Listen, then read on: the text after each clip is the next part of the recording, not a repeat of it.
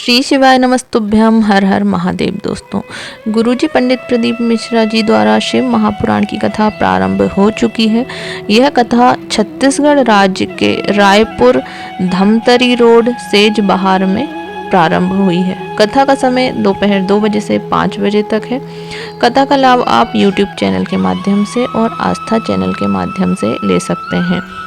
यह 7 दिवसीय शिव महापुराण कथा है जो कि 24 दिसंबर से 30 दिसंबर तक चलने वाली है। 25 दिसंबर 2024 को दूसरे दिन की कथा में गुरुजी ने कुछ विशेष उपाय बताए हैं। कुछ विशेष प्रकार के तिलक बनाना और उन्हें लगाना बताया है कि हम किस विशेष कार्य के लिए उन तिलकों का उपयोग कर सकते हैं। तो इस वीडियो में हम उन्हीं 4 प्रकार के तिलक को बनाना और लगाना आपको बताने वाले हैं जो गुरुजी ने शिव महापुराण कथा में बताया है। तो वीडियो अंत तक अवश्य देखें और जानकारी आपको अच्छी लगे तो वीडियो को लाइक अवश्य करें। बढ़ते हैं पहले उपाय की तरफ, जो कि गुरुजी ने बताया है आंकड़े की जड़ का चंदन बनाना। आंकड़े की जड़ जिसे अकौआ भी कहा जाता है, हमें उसकी जड़ ले लेना है और उसे घिसकर उसका चंदन लगाना है। यह चंदन आपको कब लगाना है यह भी सुन लीजिए। जब आप किसी ऐसे काम के लिए जा रहे हैं जो बहुत दिनों से आपका अटका हुआ है, नहीं हो रहा है, आप चाहते हैं कि आपका वह कार्य आज हो, किसी विशेष काम के लिए आप जा रहे हैं, तब आपको इस आंकड़े की जड़ का चंदन लगाना है। और अष्टविनायक में से एक विनायक का नाम हमें लेते हुए इस चंदन को लगाना है और उस कार्य के लिए चले जाना है, तो वह आपका कार्य शीघ्र ही पूर्ण होता है। बढ़ते हैं दूसरे विशेष उपाय की तरफ। जो दूसरा तिलक गुरुजी ने बताया वह है अपामार्ग। अपामार्ग का पौधा आप वीडियो में भी देख सकते हैं कि कैसा होता है। यह आपको कहीं भी प्राप्त हो जाता है, आसानी से प्राप्त हो जाता है। यह पौधा आपके आसपास या कहीं भी जंगल में आपको प्राप्त हो सकता है। अपामार्ग के हमें बीजों को प्राप्त कर लेना है, उन्हें सुखाकर और पीस लेना है। फिर हमें शिवजी के मंदिर में उसका लेपन करना है, जहाँ से हम शिवलिंग पर जल चढ़ाते हैं और जो जल नीचे बहकर जाता है, जो वह भाग होता है जहाँ से जल बहता है, वहाँ पर हमें इन बीजों का जो हमने चंदन बनाया है पीस के उसे लगा देना है और थोड़ा सा हमें उसमें से प्राप्त कर लेना है। फिर हमें वह चंदन लगा लेना है। जब हम किसी कार्य के लिए जाते हैं, यदि कोई हमारी बात नहीं मान रहा है, हमें किसी से कोई काम कराना है या फिर हमें किसी से पैसे मांगने जाना है, यदि किसी ने हमारे पैसे ले लिए हैं वापस नहीं कर रहा है, या कोर्ट में हमारा कोई केस चल रहा है, तो गुरुजी ने बताया है इस प्रकार के कार्य के लिए यदि आप जा रहे हैं तो आपको अपामार्ग के बीजों का चंदन का प्रयोग करना है।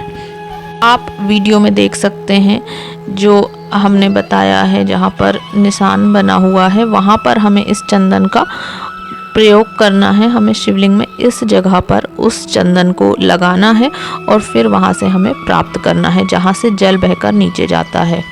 बढ़ते हैं अगले विशेष उपाय की तरफ, जो कि है दूर्वा का चंदन बनाना। दूर्वा जो गणेश भगवान को समर्पित की जाती है, उसी दूर्वा का हमें चंदन बनाकर लगाना है। इसके लिए हमें गणेश जी पर जो चढ़ी हुई दूर्वा होती है वह ले लेनी है और उस दूर्वा को सुखाकर उसकी भस्म बना लेनी है। फिर हमें वह भस्म शिवलिंग पर समर्पित करनी है, भगवान शिव को समर्पित करनी है, शिवलिंग पर थोड़ी सी लगानी है। फिर वह दूर्वा का जो चंदन, जो भस्म हमने शिव जी को लगाई है, वह हमें प्राप्त करके और स्वयं लगा लेना है। इस भस्म का, इस प्रकार के चंदन का प्रयोग हमें किन किन परिस्थितियों में करना है वह भी गुरुजी ने बताया है। जब आपका आत्मबल गिर जाता है, गिरने लगता है, कोई आपसे कहता है कि तू तो यह कार्य नहीं कर पाएगा, तू यह नौकरी नहीं कर पाएगा, तुझसे यह कार्य नहीं होगा, तू कभी घर नहीं बना सकता, आपका जो आत्मविश्वास है वह जब गिरने लगता है, आपका आत्मविश्वास कम होने लगता है, तब आपको इस उपाय को करना है।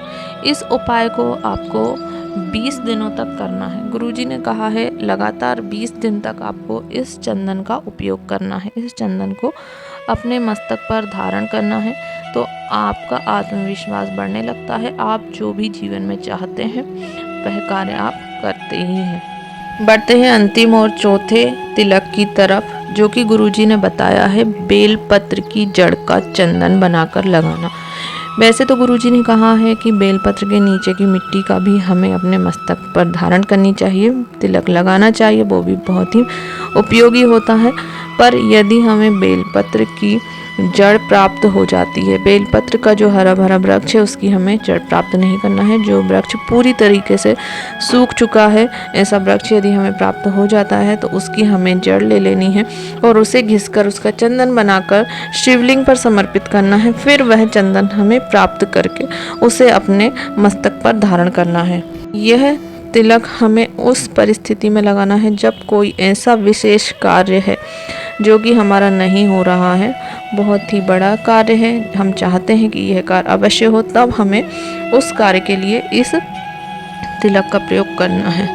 इस तिलक का प्रयोग करने से आपको विशेष कार्यों में सफलता देखने को मिलती है।